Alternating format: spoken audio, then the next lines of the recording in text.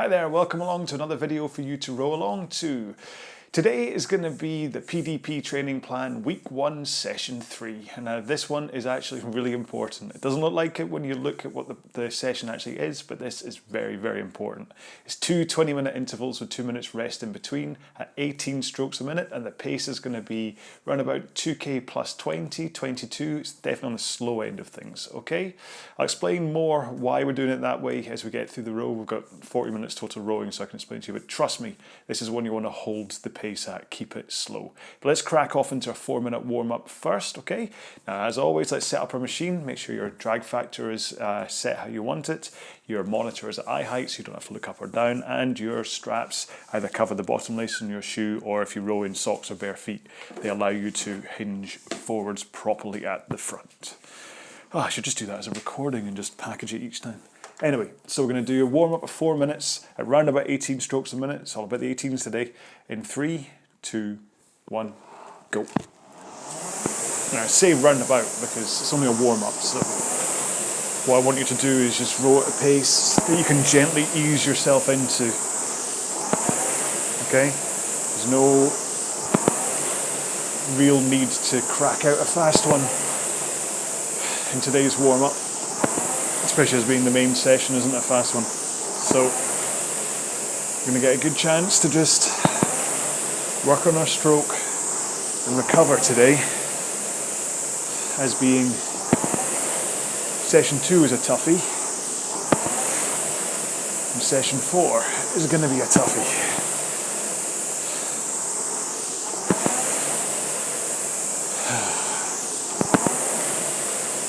Right, so we're 45 seconds into the warm-up. Just have a wee think about what's going on with your stroke. Think about what your arms are like. Have you got nice relaxed arms and shoulders?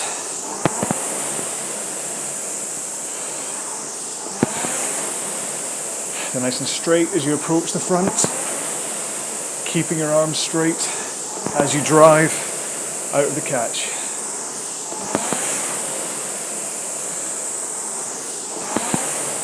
And then make sure you're swinging your body angle, rocking through the hips from 1 o'clock at the front to 11 at the back. Okay?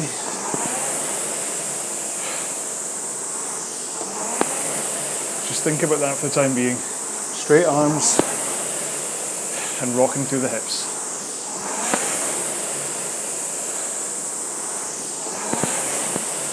Right, and then in 2 more strokes, so 1 more after this.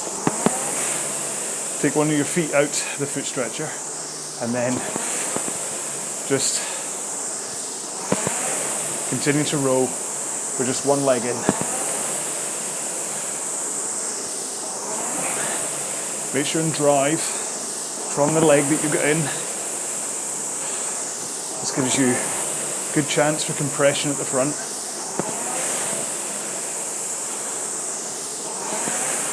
One more stroke here. Swap feet. Again, I'm all cocky with my no shoes, so I can just slip it in and out. If it takes you a few more seconds than me to get in and out, don't worry about it.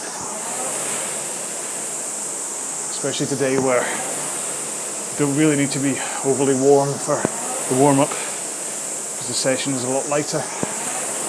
Okay, both feet back in, legs almost straight. Just rock through the body, pull in the arms. But you're not using your legs here at all, okay? Just a slight bend in your legs to make sure you're not locking your knees. Really feel that rock through the hips. You're not bending your back, you're rocking through the hips. And then pulling in the handle. 1 more here. Then do the reverse, straight arms, drive with the legs. Just feel that snap into the flywheel at the front.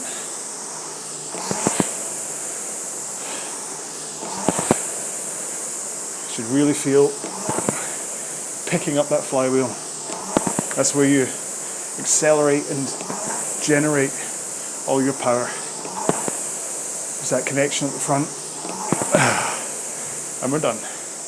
There you go, that's a simple one. So, have a drink, keep on moving up and down the rail so you don't get cold, and I'll explain again briefly what we're doing today. So once again, we're going to do two 20-minute intervals with 2 minutes rest, and it's going to be 18 strokes per minute. Pace-wise, well, if you're taking it from a 2K pace training point of view, then it's going to be run about 2K plus 20, maybe 22. If you're doing an effort out of 10 value, you're looking at run about a 4 or 5. See, it really is going to be an easy one today. And this means that if you're one of the people that's just going to aim for a pace that means you can get to the end, then just really take it slow, okay? Slower is better on this one today.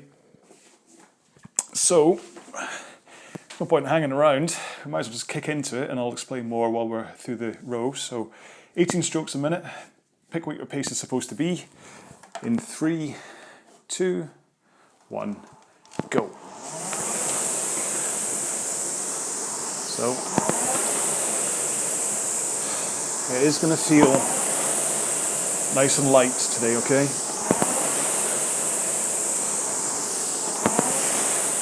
This isn't going to be one of the tough killer ones. However, you're still rowing for 40 minutes, plus the warm-up. So I would imagine that both of us are going to be sweaty messes by the end of this. Now there's a 2 minute interval, 2 minute rest period in between. Might seem a bit redundant if you're rowing really slow anyway. But what it does is it stops you from hitting a kind of a exhaustion point and like tapping out your muscles and whatever. It kind of lets you work hard in terms of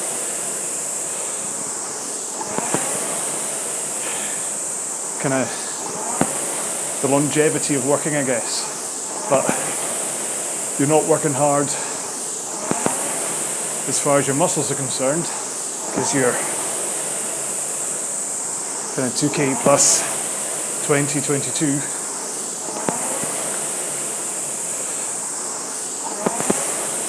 And at the same time, your cardio shouldn't really be blown out.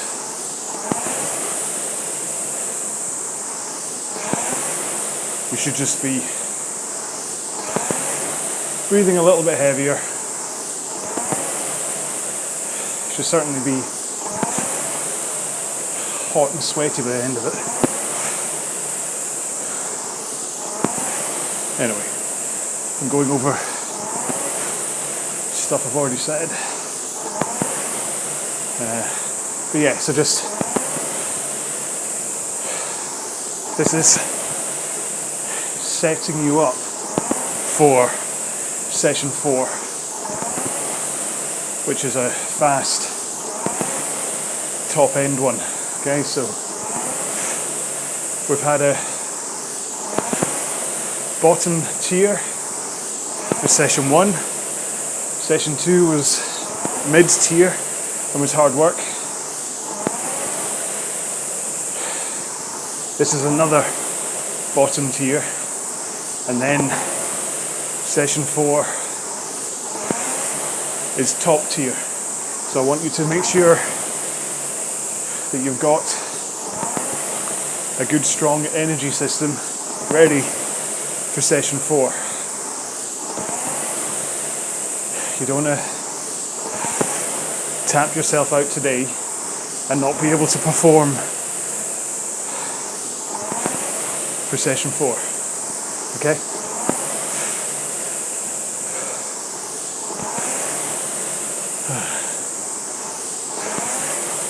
But then, you should never dismiss the slow stuff like this for one big reason, and my favourite reason, well, other than food, which is giving you a chance to work on your technique. Now, I know I can sound like a broken record for technique, and actually I'm not even repeating myself without repeating myself, but I don't want anybody to come to these videos having never watched any of my other ones where I've talked about technique, and then suddenly I don't talk about it in this one. It's the first one you've seen, and no one's telling you the key points on your rowing stroke. So yes, I talk about it a lot, but it's good for everyone. It's good to have a recap of what you're supposed to be doing, regardless of how experienced you are.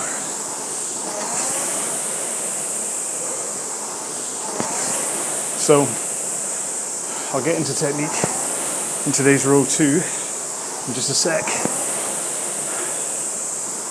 but just want to quickly flag my heart rate for anyone that uses heart rate training or is interested. So my resting heart rate is usually about, well, between 36 and 40, and my calculated max heart rate using nearly all formulas is 175. Okay, and we're just past 6 minutes into this first interval, and my heart rate is sitting at 120, which I believe, I always get these the wrong way around. Is that UT3 maybe? Goes back to front, doesn't it? 3 is easy, and then 2 is a little tougher.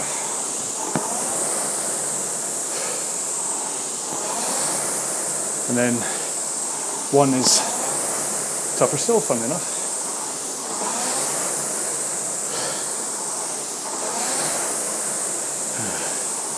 So that's where we are for heart rate, etc. I'll be interested to see how much of a drift it gets as we get towards the end of this first 20-minute interval.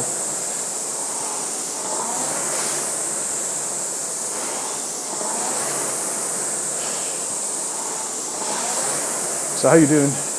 Are you managing to keep up with the rhythm of this stroke rate?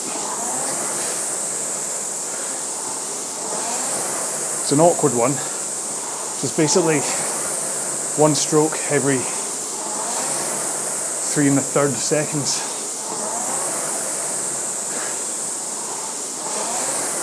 But as long as you just follow along with me,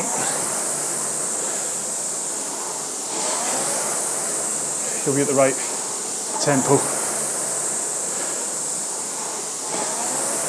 But as all of the lower rate stroke rates,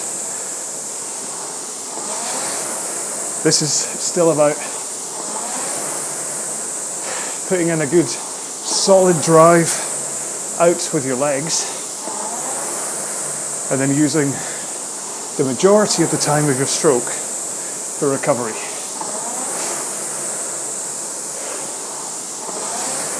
So it's pretty much 1 second drive, 2 second recover, or 1.1, 2.2 if you want to be very pedantic. But it's actually probably 1 second drive and 2.3 recover. Anyway, so what I'm saying is it's not an equal drive and recover. You still want to lay in a good solid drive. And then you just take your time to recover to the front of the machine again.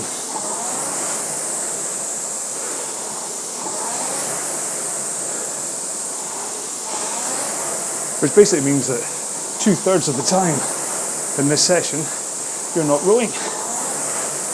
Or you are, but you're recovering. And that works most effectively with the right technique.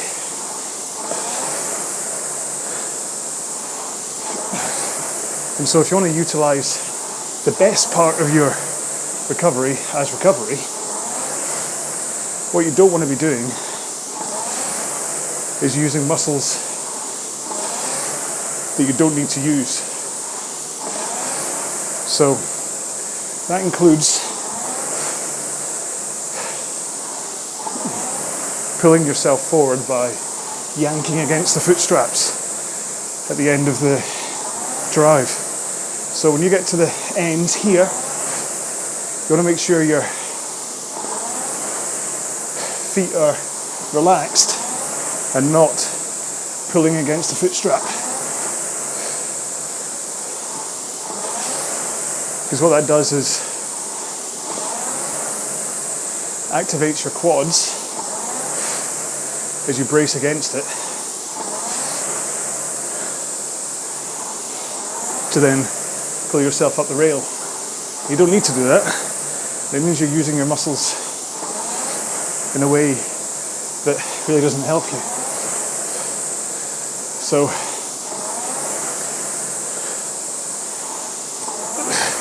might sound easier said than done, but the key to that is to make sure your leg drive is finished before you pull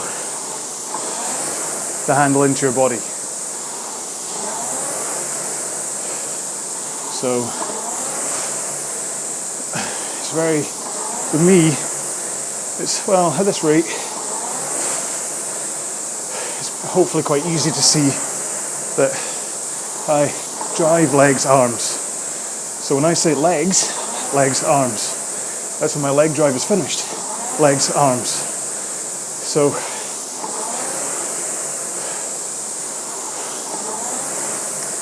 and why that matters is it means that you're putting all of the drive force through your body, through your arms and into the handle. And it means you're not having to fight against momentum that's hoofing that way by jamming your feet on the foot straps, because it's all gone into the handle and into the flywheel. So not only are you wasting potential speed by flexing against the foot straps at the end, you're also, like I said, activating muscles that you really don't need to. So I think of an equivalent. It'd be like doing a bicep curl on the way back. Get a dumbbell and going, you wouldn't do that, would you? Apologies if that was offensive to anybody. You get what I mean? You only want to use the muscles that you need to use for your rowing stroke. Now, fair enough. That's usually at one point or another in the stroke, all of your muscles. But if you can avoid unnecessary reactivation of that muscle, you won't tire as quick.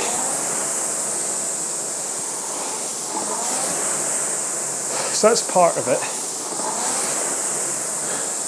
But then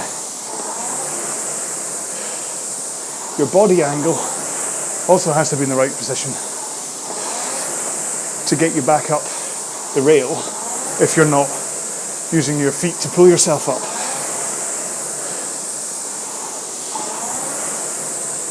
And how do you make that happen? Hopefully, you're telling me right now, and I, in a funny way, can hear you. No, I can't. So, spoke in the warm-up about the importance of your body rock from 1 o'clock at the front to 11 o'clock at the back. So, no matter who you are, try and concentrate on whether that's what you're doing. Helps if you've got a mirror, kind of offset. I've got one in the corner of the studio where I can assess my stroke and admire my quite ridiculous hair and beard.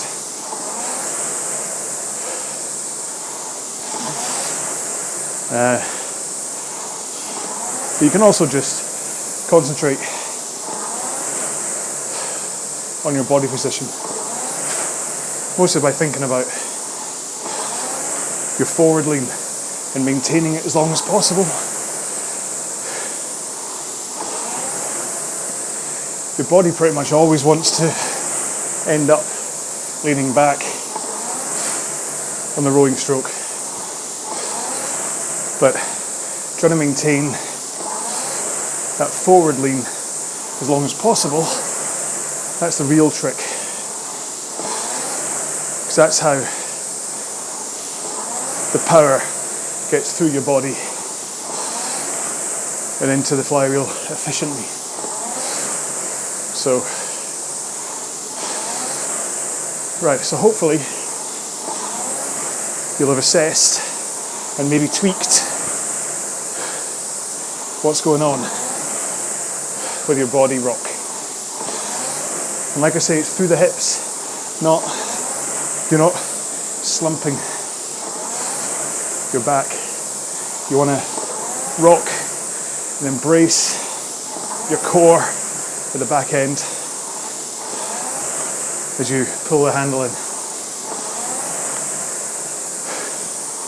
But how does that help with your recovery, I hear you ask? Well, if you think about your body rocking from 1 at the front to 11 at the back, you also have to return to 1 at the front. And you do that by getting the handle away and over your knees before they bend. Because what happens is as you put your handle away, the momentum shift helps with that body rock forwards.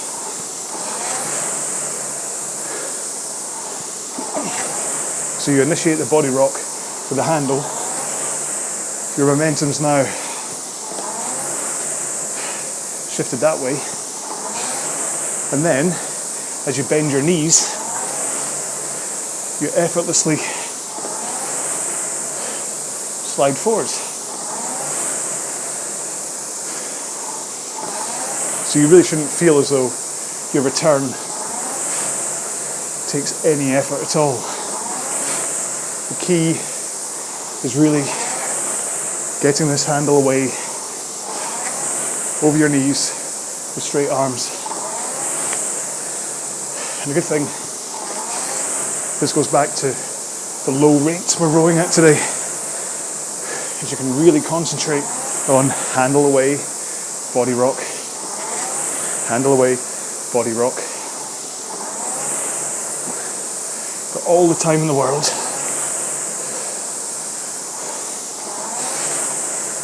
to get that right.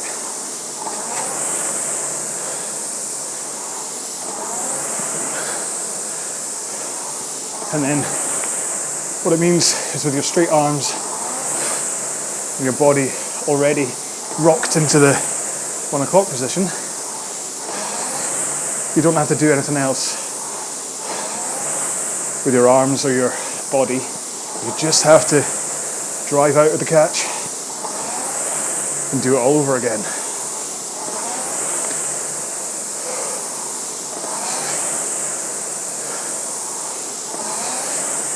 Just like that. All right, so this first interval has been very much, even by my standards, quite dull. I've spoken about pacing and technique.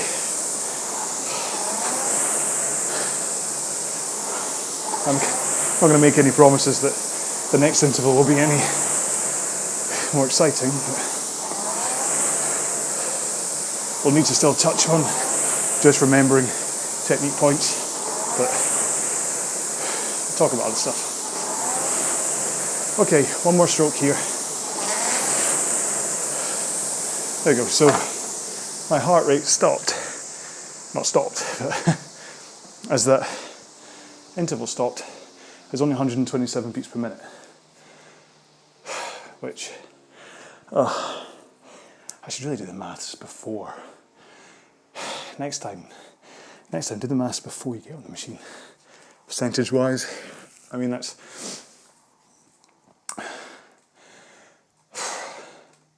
3 times my resting heart rate. But then, yeah, about 75%-ish.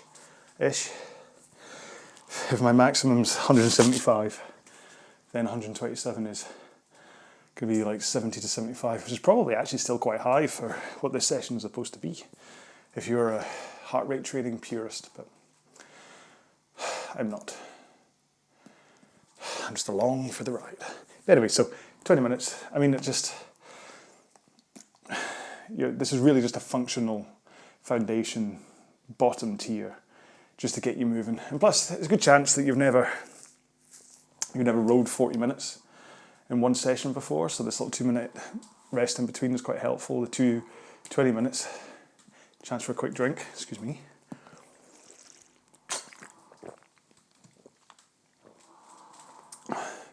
And then by the time the 2 minutes is over, you're fully recovered, ready to do it all over again. And that might then mean that next time you can do 40 minutes like this without having to stop. Or you can do half an hour without having to stop rather than 20 minutes and stopping. So it's all about just getting you fit and able to train for longer and row faster. So right, 10 seconds, 9, 8. Just going to do exactly the same thing again. 5, 4, 3, 2, 1, go. Of course, an evil part of me could just get the last interval and just replay it. I could just go back in and have a nice mug of hot chocolate or something. Well, I'm pretty sure you might notice, as dull as my chat is, I think you'd still go, hang on, I know we hear him say the same things about technique, but this seems very familiar. There you go, so your reward for making it through the first interval is 20 minutes of me just talking rubbish.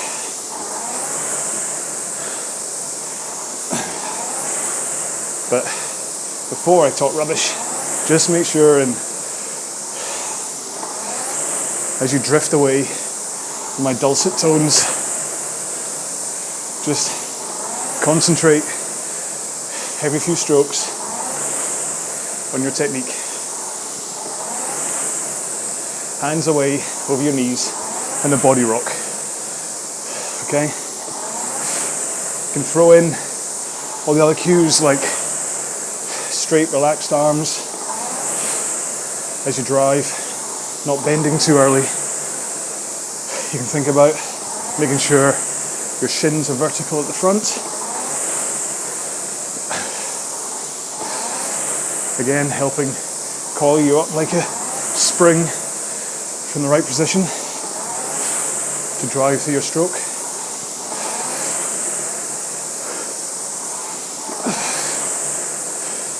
And there's even finer points, like make sure your core is engaged throughout the stroke. Try and keep a neutral chin, so you don't want to be launching your head back and snapping your neck. So even sometimes a light tuck, not an over tuck of the chin. But what you don't want to do is slump because of that. So neutral just means staring straight ahead at the monitor throughout the whole stroke.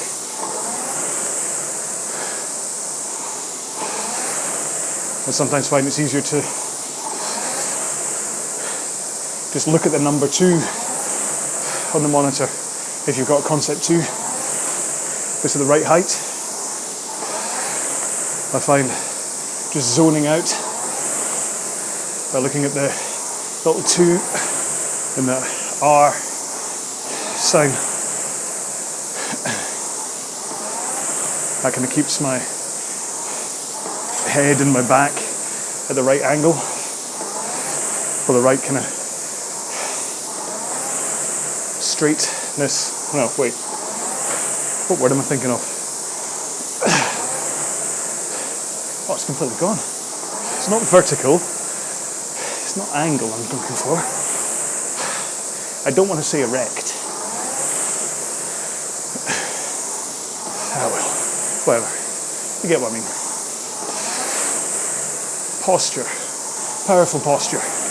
Is that better? Who knows? Speaking of which, I was reading a lot about a specific seat to put on top of the Concept 2, like a pad to put on top of the standard seat.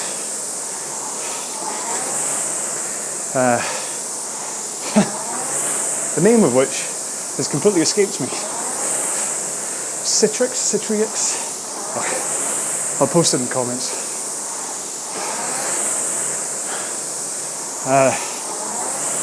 There's a big discussion about it on the Concept 2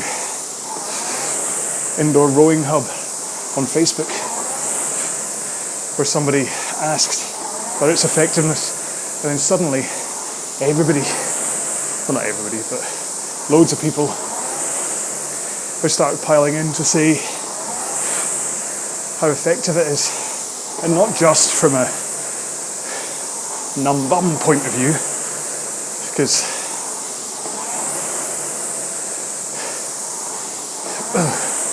I don't really suffer from a numb bum when I row. You may, but because I use no padding at all, apart from the ever increasing padding on my backside due to lockdown.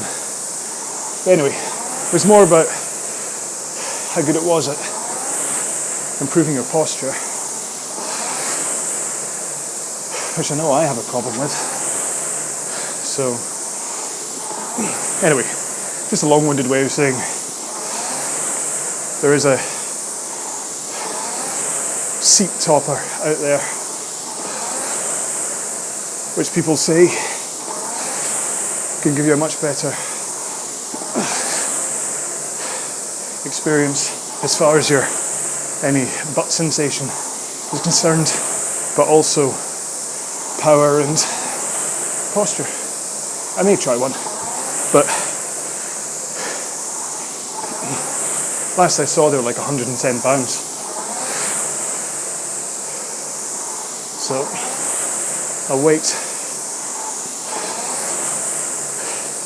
until I generate enough revenue from this channel through the Google ads, and then once I've got enough, I'll buy one. Then I can review it for you.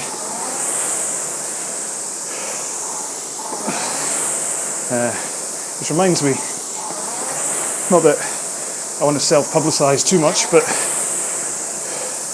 if you're interested in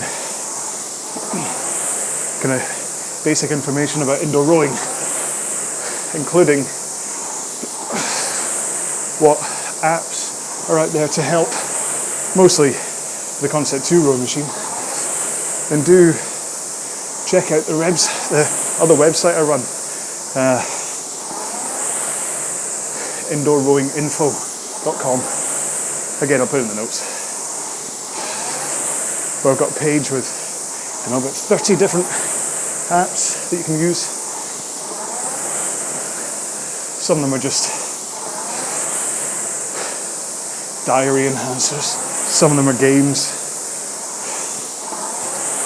Some of them have like training plans and stuff in them. Although why would you do anyone else's training plan?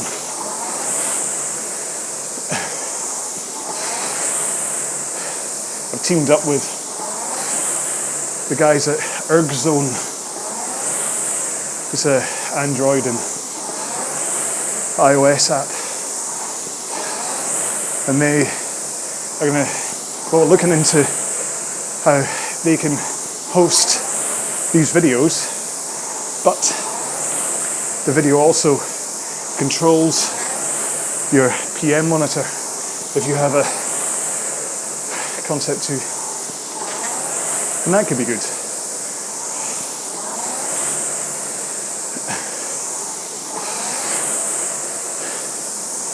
Yeah. I could launch my own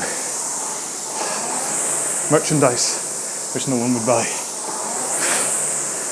I could start selling these very swish PDP t-shirts. Don't worry, I'm not gonna start pushing my own product. This entire channel and everything I do with indoor rowing is really just me trying to give back to as many people as I can the things I've learnt.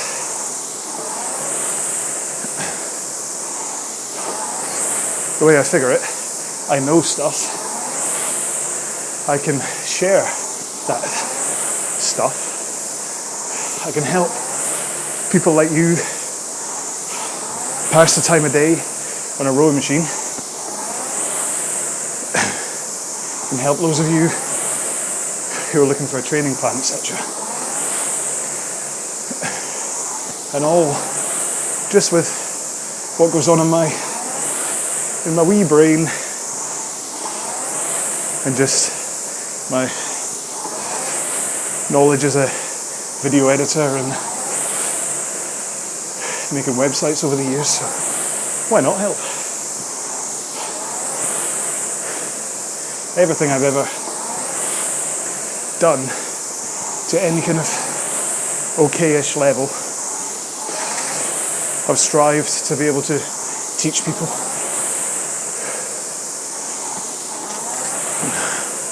In fact, if I ever told you I've written a book, right, think about your technique. Come on, don't get too excited. It's got nothing to do with rowing. In a previous life, like 20 years ago, or 20 plus years ago actually, I was a club DJ, playing kind of progressive house, trance and that kind of music. Boots and cats and boots and cats and boots and that stuff. Anyway, so as I was teaching myself what to do, how to DJ, I figured I'd write it all down. And then I got a few megabytes free web space back in the days of FreeServe. So I thought, why not put it online?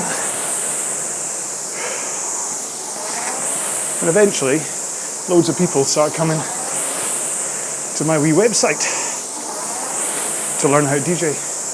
And then, about a decade later, I got in touch with the 4 Dummies people, because they didn't have DJing for Dummies. And lo and behold, but it was 2007, end of 2007, I released DJing for Dummies.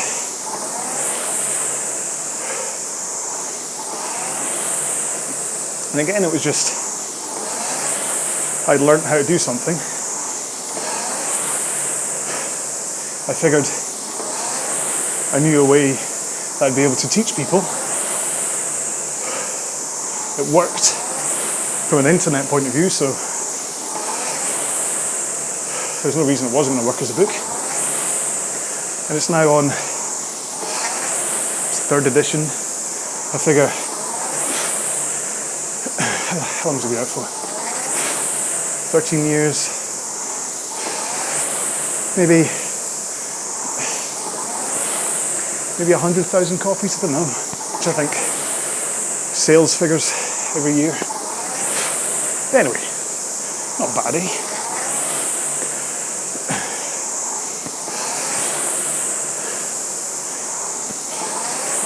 Don't really do it anymore. Nobody wants a 45-year-old DJ. Or at least, unless I was Sasha or Digweed or Oakenfold or one of the greats. I don't think anyone would want me rocking up to a local nightclub. They'd be like, who let Dad in?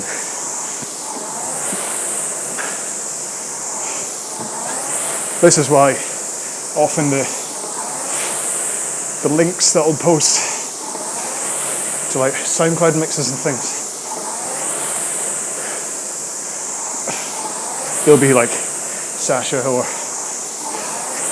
Deadmau5 or someone like that. It's because I got a history with DJing, as well as history with drumming. What else? Squash,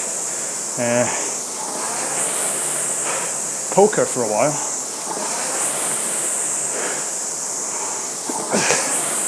Jack of all trades, master of nothing. Alright, so we're under 5 minutes to go. Now, cardiac drift wise, remember I finished the last one at 127 beats per minute. Well, right now, we're just under 4.5 minutes to go. I've rocketed to 144.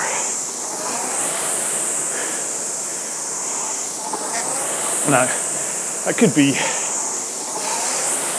because I can't shut up and I keep on talking to you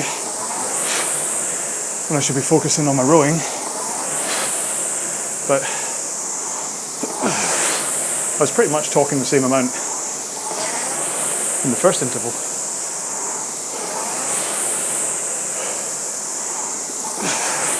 And my heart rate wasn't this high, so it just shows, when I was saying about the pacing, that if I'd have gunned this at 2k plus 18 or even 20, I probably would be putting quite a high toll on my body, making recovery in time for session 4 a bit of a shaky outcome. As it is, I'm probably too active now. Should probably ease off, but I'm not gonna,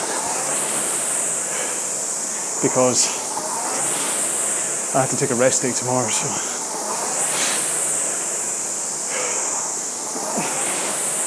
I'll have a rest, then I'll do the top tier session.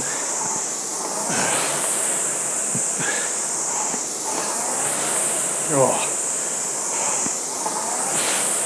Been trying to not talk food today, but had a lovely chicken pie. Oh, just a quarter of one, don't worry, not a whole one. I had that about an hour and a half before this row. Lots of veggies, roasted sweet potato, lovely. But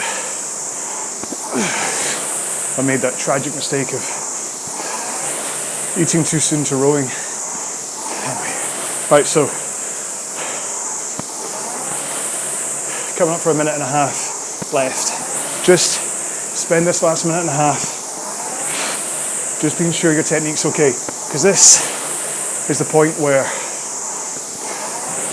fatigue and hope combine to make you do strange things on the rowing machine, and your technique can just go away with the fairies.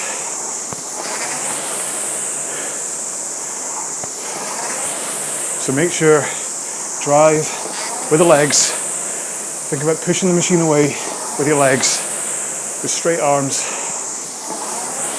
and that's all you have to do with your forward lean. Put straight arms, push the machine, keep a forward lean, and that's how you put power into the machine.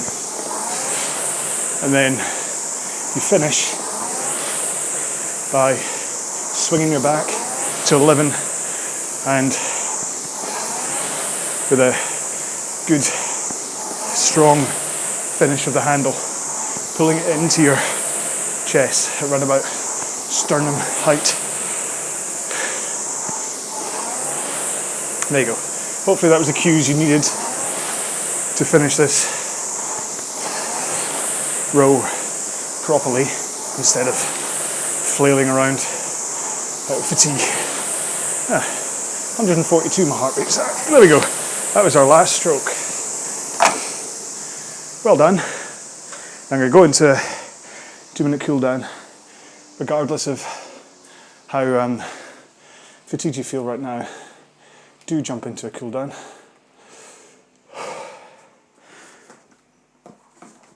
You want to ease your heart back down to kind of closer to its resting rate, and you want to just keep the blood pumping around your body, pumping through your muscles, trying to flush away any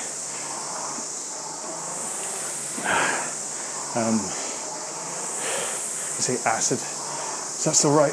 Lactate. I know they changed their mind about lactic acid. But lactate is still a thing, isn't it? Oh. I am not a sports scientist. I am a man with a plan. Anyway, so that was session 3 of week 1 in the bag. Yes, it's long, yes, it's slow, but gives you a chance to work on technique, and you should still have got a good hot and sweaty workout out of it. Not every workout has to finish with you breathing like a, I don't know, laughing hyena? No, I don't know where I'm going with that one, but you get what I mean. Sometimes just slow and hard is just as valuable as the lung busters. So anyway, remember to check out my website pdprowing.com, where the training plan is listed with all the details, all the thinking behind it, pacing behind it and stuff. Go to the Facebook group, the PDP rowing Facebook group where you can discuss and chat with other folks about how you got on with these and talk to me and all that kind of stuff. Leave comments on the YouTube channel, subscribe, all the socials, apart from Google Plus. Not really going to Google Plus. Anyway, that's the 2-minute cooldown done. Thank you so much for joining me today. Don't think I would have done that 2 times 20 if it wasn't for your company, so thank you very much. I don't even know what today's hashtag should be. What was I talking about? It's just, well, how do you do hashtag DJing? D-J-I-N-G. Yeah, DJing. That'll be today's hashtag. Just, why not? Hey. It always surprises me how many people actually make it to the end of these. Unless, of course, you're zipping to the end just to get to this bit. And then you've already done that, and now you're listening to me. He's like, oh, he's waffling on. Has he said his hashtag or not? I'm going to leave you hanging. Stay safe. Stay sane. I'm obviously going away. And I think there's a good chance by the time I do the next video, I maybe not shave it off, maybe not cut completely, but it's running into my eyes now. Anyway, be well. Bye-bye.